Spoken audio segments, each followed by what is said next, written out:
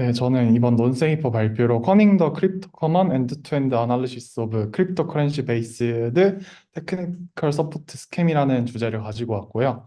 그 선정한 이유는 아무런 배경 지식이 없고 아무런 선수 지식이 없어도 누구나 다 이해하기 좋고 쉬운 내용이라고 생각했기 때문에 논문으로 선정했고 그 첫 번 논문에도 좀 이따 소개되어 있지만 최초로 비슷한 사례의 연구는 있었지만 유도를 통해서 사기꾼을 암호화폐 쪽에서 유도를 통해 사기꾼의 형태를 분석한 거기 때문에 주제로 삼고 준비를 하였습니다. 첫 번째로 백그라운드 그래서 간단하게 소개해드리면 안에서 이제 허니 트윗이라는 개념이 나오는데 이 부분이 허니팟이라는 네트워크 보안 개념을 응용해서 웹3에서 적용한 부분이거든요.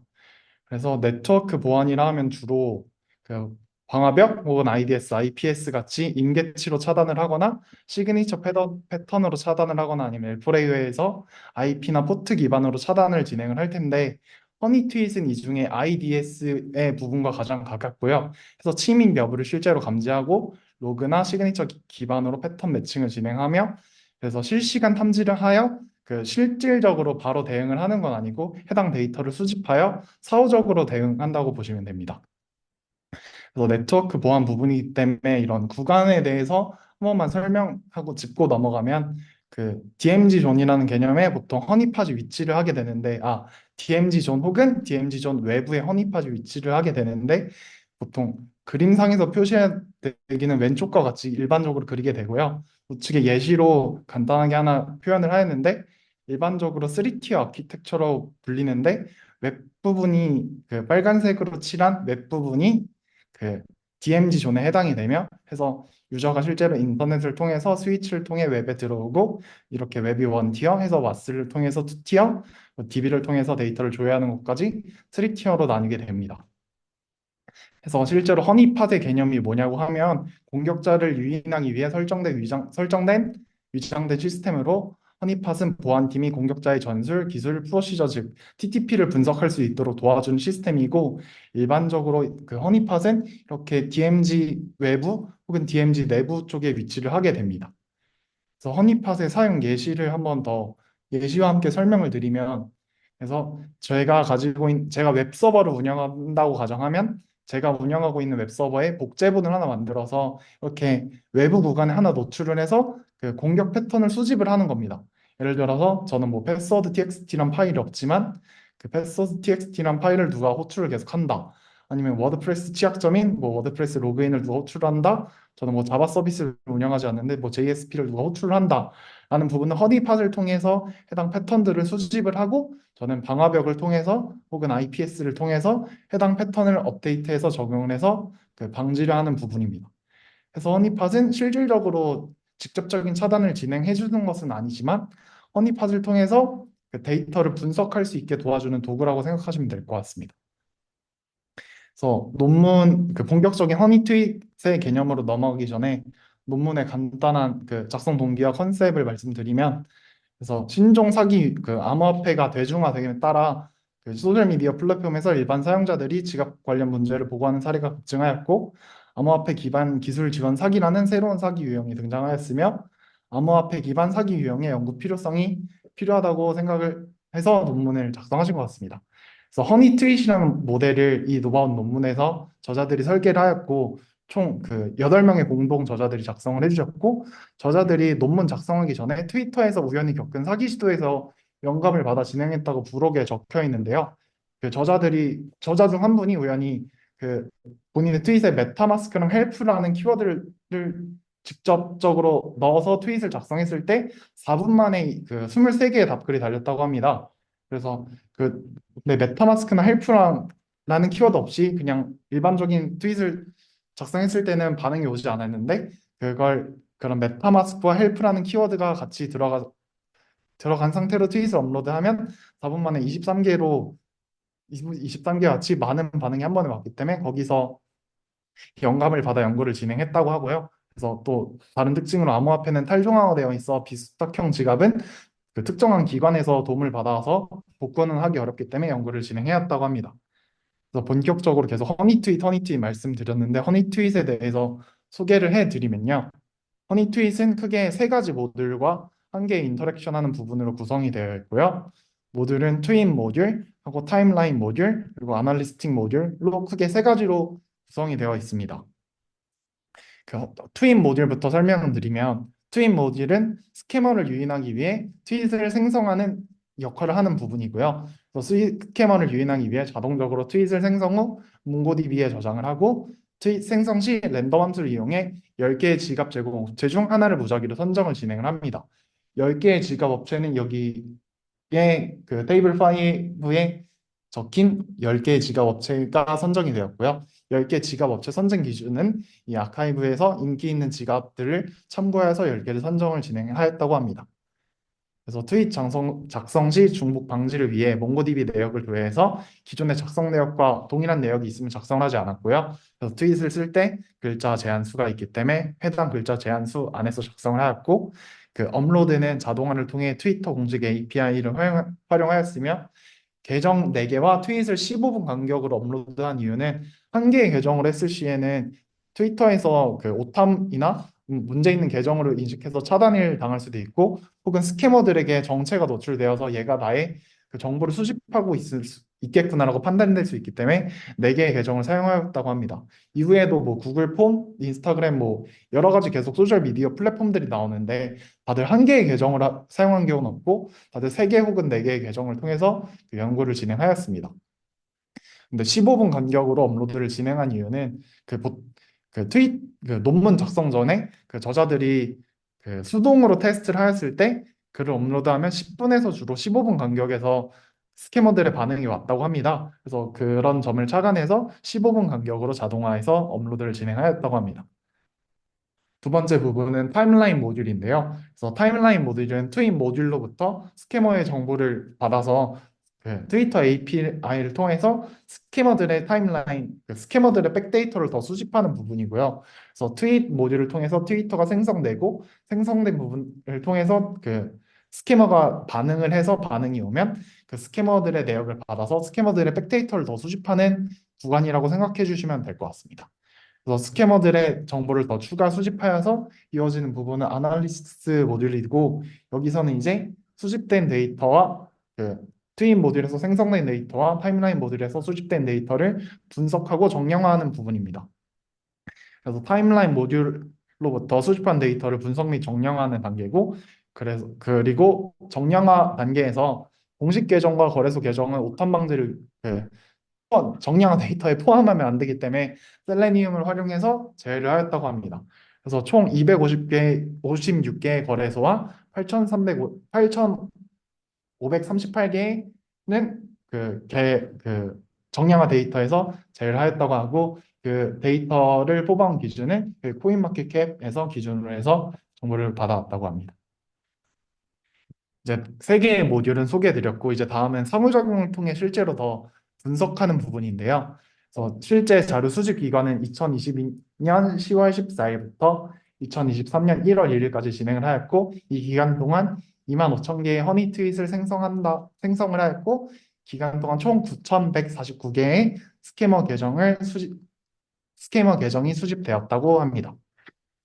그래서 스캐머들이 주로 응답한 방법을 보면 답글을 다는 경우가 있고 리트윗을 하는 경우가 있고 트윗을 인용하는 경우가 있고 좋아요를 누르는 경우가 있고 팔로우를 하는 경우가 있는데 가장 인기가 높은 방법은 리플라이였고 가장 인기가 없는 부분은 그 리트윗이었습니다.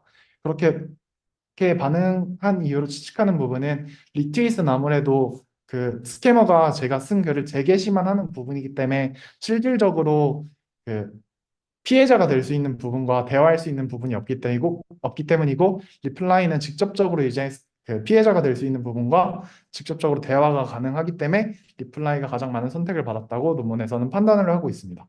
그래서 9,149개 계정 중에 86.92%가 답글을 작성하였고 그 답글 중 내역이 9,320개는 동일한 내역이었고 그래서 리트윗은 그 0.5%로 가장 선정률이 낮았고요. 그리고 그 트윗을 인용한 부분은 26.6%, 좋아요에 반응한 부분은 46.6%, 그리고 계정을 팔로우한 부분은 0.7%인데 팔로우라는 게 사실 그 의미가 없는 행위일 수 있으나 그 의미가 없는 행위일 경우가 높긴 하나 그 논문에서 분석하기로 스캐머들이 팔로우를 하는 이유는 트위터에서 하는 자동 차단 방지를 위해 했다고 추측을 하고 있습니다.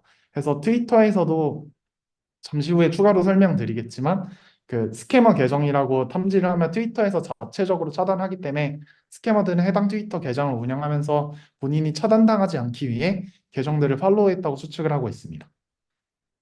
그 다음은 이제 스캐머들의 그 수집된 스캐머들의 프로파일을 분석한 부분인데요. 그 스캐머들은 주로 그 트위터를 활용할 때 두 개 이상의 디바이스를 활용한 부분들이 두 개 이상의 디바이스를 활용한 스캐머가 68.23%고 두 개 이상의 디바이스를 활용할 때 아이폰과 안드로이드를 활용한 비율이 63.09%, 아이폰, 안드로이드, 웹앱 그리고 총 세 가지를 활용한 부분은 20.83%입니다. 그래서 거의 99%가 아이폰, 안드로이드, 웹앱에서 진행이 되었고요. 외 부분만 그 트위터 덱 혹은 트위터 아이패드에서 진행을 하였습니다. 그리고 그 지역 정보 부분인데요. 다음은 그 일반적으로 스캐머들은 지역 정보에 대한 부분을 기입을 하지 않았고 내역들을 실제로 분석해 보면 지역 정보의 뭐 메타버스, 블록체인 등과 같이 실제로 존재하지 않는 지역을 넘으면서 하는 부분이 65%가 되었고요. 그다음에 미국 지역에 실제로 미국은 아닐 수도 있지만 스캐머들의 본인이 그 기입한 그 지역이 미국인 경우가 10.46%, 영국, 프랑스 혹은 기타 국가인 경우가 24.50%가 된다고 합니다. 다음에 그 옆에 부분이 이제 계정 생성 부분인데 9,149개 계정 중에 그 5,423개의 계정이 2022년에 생성된 계정이었고 나머지 3,726개의 계정은 그 2009년과 2021년 사이에 생성된 계정이었다 하고 그다음에 이제 스캐머들의 언어권을 살펴보면 97.52%가 영어권에 설정이 되어 있었고 1.86%가 프랑스, 나머지는 이제 기타 국가에 설정이 되었다고 합니다.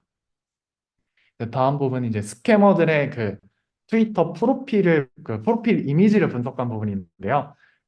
지금 왼쪽에서 이미지 실제로 보시다시피 NFT 그리고 남성, 여성 하고 월렛 그리고 테크니컬 서포트 하고 그냥 기본 이미지하고 기타 부분들이 있습니다. 가장 높은 축으로 선정된 건 당연히 그 NFT 부분이었고요.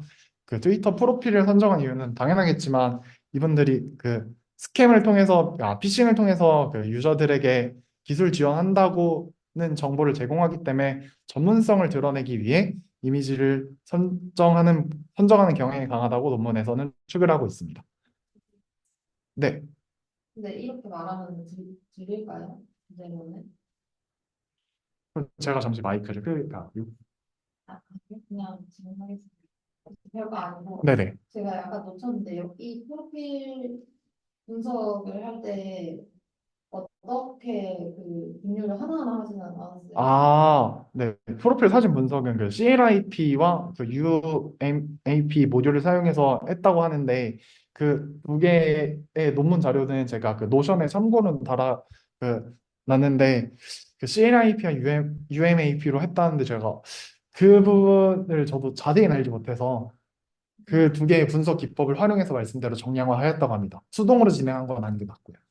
구성에 있는 걸 써도 그냥 네, 맞아요. 기존에 작성되어 있는 논문들의 수집 방법을 분석해서 활용한 게 맞습니다. 별도의 이런 이미지 개량안을 개발하신 건 아닙니다. 그리고 여자로 있는 건 강아지 사람도 있고 어? AI 그래요? 노력 중이고 그러네. 강아지의 성별도 아마 강아지도 피메일이라 하나 네. 모르겠네요. 이거는 뭐 AI 분류한 거니까 이상한 거 제가 그 말씀하신 원래 그 사진 분석 내용을 좀 늘려 하다가 완전 그 주제가 좀 벗어나는 것 같아서 그거에 대한 내역은 추가해 놨는데 그 슬라이드에는 적진 않았습니다. AI로 했다고 하면 될 거 아니에요? 그렇죠. 네, AI로 한 게 맞습니다. 네, 이어서 해도 될까요? 네, 다음은 이제 트위터 컨텐츠를 분석한 부분이고 이제 실제로 위에 보이시는 부분이 트위터 컨텐츠를 허니 트윗을 작성했을 때 그 스캐머들이 그 실제로 응답을 한 부분이고요, 답글로. 그래서 그총 9,149개 스캐머들은 그 19만 363명의 트위터 사용자에게 그 6,167개의 채널을 언급하였고, 주로 대화를 할 때 그림에서 보시다시피 외부 URL을 제공해 다른 커뮤니케이션 채널로 유도해서 대화하는 방식을 선택을 하였습니다. 그 외부 커뮤니케이션 채널의 비율은 이메일은 11.55%, 구글이나 여기선 JOT 폼이라고 소개되어 있는데 그 폼 부분이 32.35%, 인스타그램이 14.17%, 텔레그램이 16.88%, 트위터가 14.90%, 왓츠앱이 6.94%였습니다. 그래서 다음에 이제 그 컨텐츠 내역을 좀 더 분석을 하면요. 이제 외부에서 지메일이나 메일 링크를 받았을 때 실제로 그 사기꾼들, 그 스캐머 분들과 교류를 한 내용인데, 왼쪽에 보시는 메일은 자동화를 해서 진행을 했고, 그 우측에 보시는 인스타그램은 수동으로 진행을 하였다고 합니다. 메일은 자동화를 하기 위해 여기 그 출처에 나온 샌드그리드 API를 활용해서 자동화하는 부분을 별도로 개발하셔서 그 유저가 아니라 스캐머의 프로필에 메타마스크라는 키워드가 들어가 있을 경우 메타마스크에 맞추는 이메일을 템플릿을 작성해야 했고, 메타마스크라는 키워드가 없을 경우 아까 위에 소개드린 10개 지갑 주소에서 한 개를 랜덤으로 선정해서 그 이메일 템플릿을 작성을 하였다고 합니다. 총 지메일 계정도 3개의 지메일 계정으로 진행을 하였고, 그래서 총 수집 기간 동안 375개의 이메일 주소에서 이메일이 발송하였고, 그중 37개는 그 올바르지 않거나 그 정상적이지 않은 지메일이어서 지메일 자체에서 차단되었고, 그다음에 메일 발송한 338건 중 74건은 응답을 받았으며 그중에 27건은 개인 키 제출을 요구하였고, 22건은 페이팔을 통해서 비용 결제를 요구하였고, 25건은 암호화폐 전송을 요구를 하였다고 합니다. 그래서 이제 인스타그램 부분은 이제 자동화가 아니라 수동으로 진행을 하였다고 하고요. 인스타그램도 4개의 계정으로 진행을 하였고 454개의 스캐머 계정에게 메시지를 보냈고 383개의 계정에서 응답을 받았다고 합니다. 대부분의 스캐머들은 서비스 복구를 위해 서비스 비용을 요구했으며, 서비스 비용은 적게 최소값은 $150였으며 최대값은 $2,550였다고 합니다. 그래서 그 평균을 그 중간값으로 내보면 $725였고, 총 78개의 페이팔 계정과 89개의 암호화폐 주소를 수집했다고 합니다. 근데 그 자꾸 페이팔 얘기가 나오는 거, 여기 논문 공동 저자분 중에 2분이 페이팔 소속이어서 좀 이따도 더 페이팔 얘기가 많이 나오는데, 아무래도 페이팔에서 실제로 근무하신 분들이 논문을 작성하다 보니 페이팔 얘기가 많이 나오는 것 같습니다. 그 다음으로 이제 실제로 키 탈취되는 부분을 재현한 부분인데요. 그래서 논문 저자분들은 100개의 이더리움 계정을 만들고 각 계정마다 $1.26를 예치를 했다고 합니다. 그래서 실제로 이제 100개 계정을 정보를 스캐머들에게 제공을 하였고, 복구키를 제공하였고, 실제로 35개의 지갑에서는 자금 이체가 발생하였으며 26개의 지갑으로 이동이 되었다고 합니다. 이체는 35개의 지갑에서 됐는데 그 26개의 지갑으로 모인 것을 보아 그 스캐머들이 조직적으로 움직이고 있다고 논문에서는 추측을 하고 있습니다. 발신자 개수와 수신자 개수가 동일하지 않기 때문에. 그래서 수신을 한 이후에 그 스캐머들 중에서는 추가금을 요구하는 경우가 있었으며 금액 수준은 적게는 $500에서 많게는 $3,500였다고 합니다. 그리고 그 스캐머들에게 그 키를 준 방식의 퍼센트로는 이메일이 대략 22%, 폼이 대략 48%, 인스타그램이 8%, 텔레그램이 5%, URL이 14%입니다. 그래서 다음에 이제 그 분석 사건들의 월렛을 분석하면요. 그래서 그 논문 저자분들은 136개의 지갑 주소를 수집하였고 BTC와 EVM 기반 2개의 지갑 주소에 대해서만 수집을 하였습니다.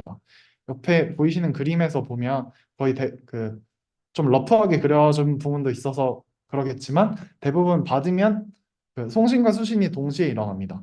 그래서 스캐머들은 피싱을 통해 그 암호화폐를 수령하면 본인의 지갑으로 바로 거의 전송을 하였고요.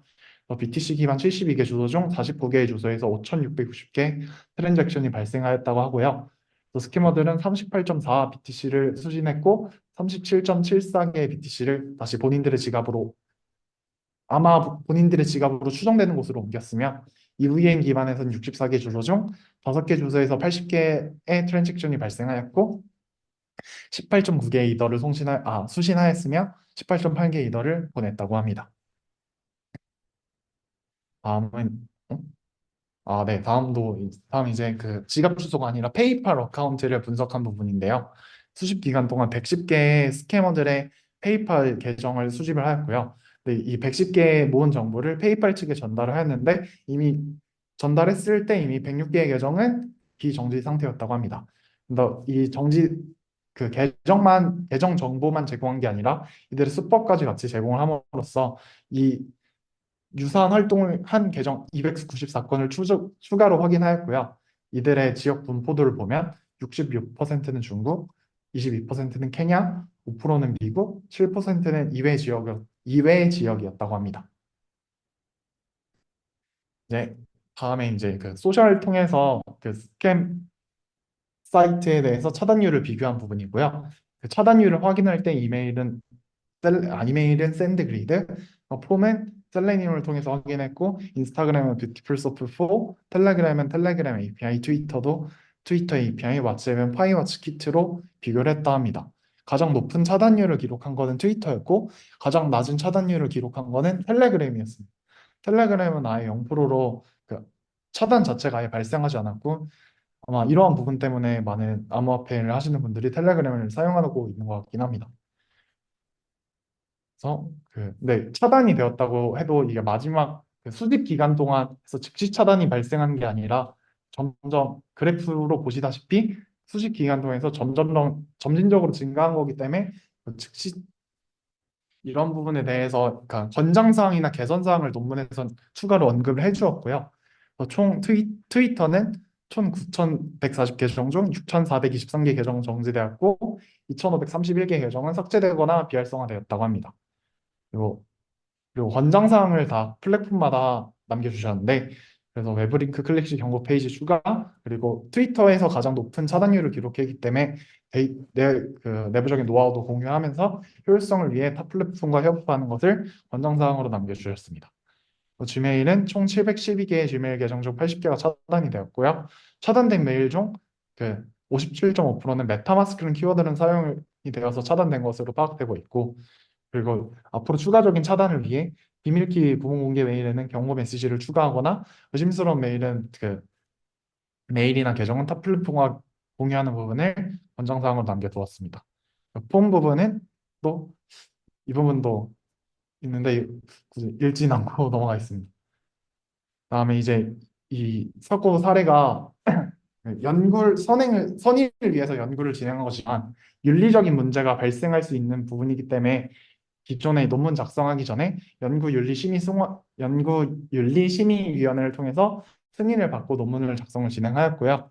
그래서 암호화폐 사기 사례를 수집하기 위해 유인 기법을 사용한 연구는 최초며 이러한 측정 방법으로 더 발전해 나갔으면 좋겠다는 게 논문 저자분들의 의견이신 것 같습니다. 그리고 여기까지가 이제 논문 부분이고요. 저도 작성하면서 추가적인 내역을 저만 왠지 되게 짧게 되는 것 같아서 추가적으로 몇 개를 더 쓰고 싶어서 3번 세 번째 단락을 추가하였고 원래 세 번째 단락 말고 논문적인 내역을 더 추가하고 싶었으나 내역을 추가하기 애매한 것 같아서 세 번째 단락으로 추가적인 암호화폐 사기 사건들을 좀 추가했고요. 또 2024년에 발간된 테크피디아에서 발표한 그 10가지 피싱 사건인데 주로 피싱 사기, 러그풀, 가짜 경품 사기, 폰지 사기, 가짜 거래소, 투자 사기, 뭐 로맨스 스캠, 가짜 유명인 추천, AI 가상화폐 사기, 소셜미디어 가상화폐 사기가 많이 발생했다고요. 이거 두 번째 이미지는 이건 제가 실제로 받은 부분인데 그래서 제가 따로 원래 크몽 통해서 옛날에 개발하던 계정이 있는데 소리가 나네. 그래서 본인이 유튜브 링크를 주시면서 본인이 이렇게 카피 앱을 만들어서 쓰는데 뭐 문제가 있는지 뭐 개발해 달라는 분도 있었고 옛날에 제가 한창 개발하던 때는 21년에 좀 많이 했는데 그때 가짜 트론이랑 가짜 테더를 만들어 달라는 요청을 엄청 많이 받았었거든요. 그런 사기도 있었고 최신에 제가 가장 유행한다는 사기는 페이지가 안 넘어가네. 요즘은 오히려 암호화폐 복구 구문을 요구하는 게 아니라 암호화폐 구문을 반대로 제공을 하면서 해당 암호화폐 구문으로 들어가면 뭐 예시 이미지지만 예를 들어서 이더가 빵이라고 생각하고 그 토큰들이 많이 들어있다고 합니다. 그래서 토큰들을 유저가 빼내기 위해 가스비로 그 이더리움이나 뭐 바이낸스면 바이낸스 그런 돈을 채워 넣으면 그 돈을 바로 빼겨나는 구조로 설계를 그래서 최근에는 이런 와, 피싱 사기 사건가 많이 발생한다고 합니다. 와, 이거 좀 똑똑하네. 네, 그래서 과거에는 유저에게 복구키를 요구하는 방법이었으면 요즘은 반대로 내가 복구키를 제공을 해서 유저가 돈을 채워 넣으면 뺏어간다고 합니다. 그래서 혹시라도 다들 조심하시기 바라고요. 그래서 요즘 아시다시피 그 미국 대선이라는 대 이벤트가 끝나고 비트코인도 올타임 하이 기록하고 여러 가상화폐들이 좋은 성적을 기록하고 있는데 다들 안전에 유의하시면서 성공적인 투자하셨으면 좋겠습니다. 하고 발표는 이상입니다.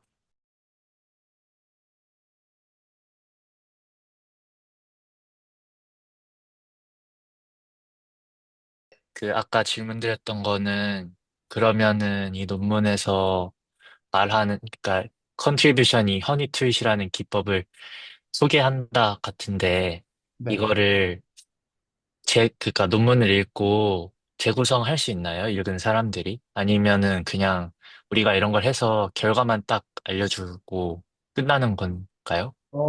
그 소스를 제공했다고는 하는데 말씀 재구성할 수 있게 제가 그거를 좀 찾아봤는데 저도 그 출처를 아직 못 찾아가지고 그 재구성하는 게 그 특정 분들에게만 제공한 거 같거든요. 왠지 느낌.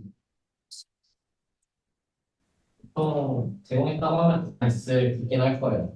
네, 말씀대로 그 공개적으로 제공했다고 논문에 적혀는 있습니다.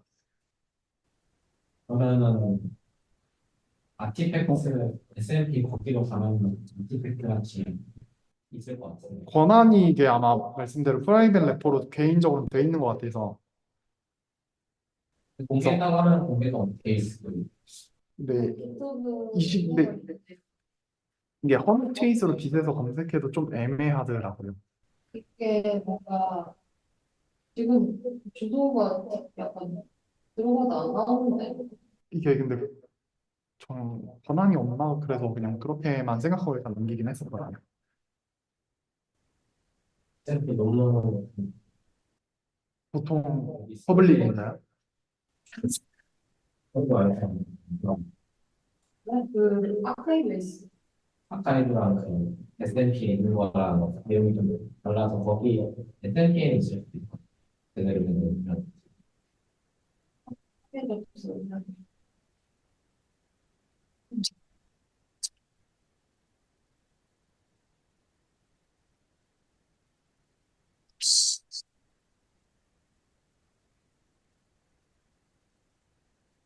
텔레그램에서 차단을 안 하는 건데 네. 약간 그 어플 플랫폼 자체의 그런 성향이 좀 드러나는 것 같아요. 그런 것조차도 아예 그냥 검열이나 하지 않으려고 하는데 그렇죠. 텔레그램에 말씀하신 건 성향이 강할 것 같아요. 네, 저도 정확한 날짜는 기억 안 나지만 한 논문 작성 그 시점이 1월이잖아요. 1월이 올해 중에 그 텔레그램이 그 정책을 좀 바꿨던 걸로 알고 있거든요. 그래서 아직까지는 안 될 수는 있었어도 텔레그램도 변할 수는 있지 않을까 생각은 하고 있습니다. 바뀐 정책은 모르는데 바뀐 정책 이전에 제가 알고 있던 정책상에는 그 텔레그램이 1대1 대화에서는 100% 엔드투엔드 암호화가 돼 있어서 그거를 신고한다고 해도 차단이 안 되는 걸 알고 있어요. 그러니까 나한테만 우리가 하는 거지 그 개념 자체를 전혀 모르는 것 같아요. 그렇죠. 아무도 검열 못. 제가 뭐 차단할 수 있는데 그건 의미가 없습니다. 그룹챗은 원래 암호화가 그렇게 안 되는데 1대1은 암호화가 된다고 해요.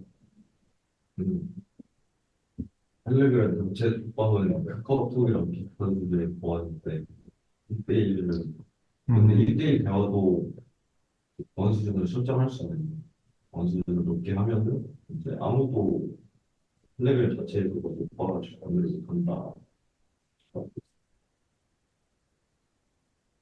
근데 궁금한 게 있는데 네.